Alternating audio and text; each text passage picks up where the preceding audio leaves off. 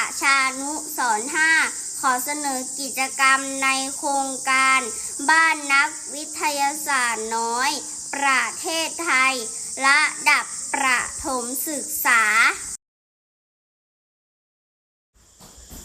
กิจกรรมการสร้างเรือ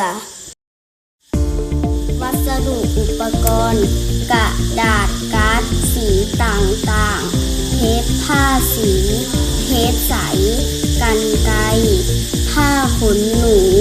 ลูกแก้วกระมังน้ำขั้นตอนการจัดกิจกรรมครูและนักเรียนดูสื่อร่วมกันและพูดคุยถึงเรือโดยสาร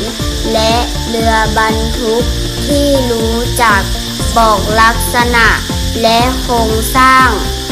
ของเรือตามความเข้าใจ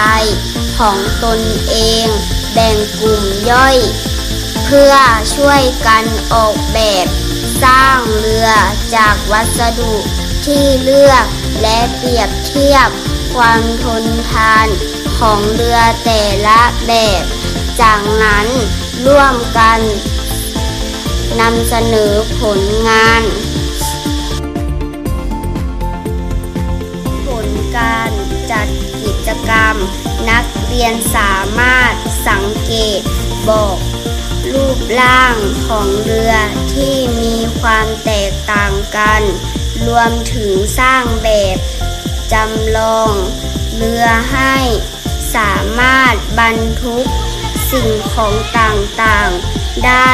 และมีความทนทานทุกคนคิดเป็น100 ละ 100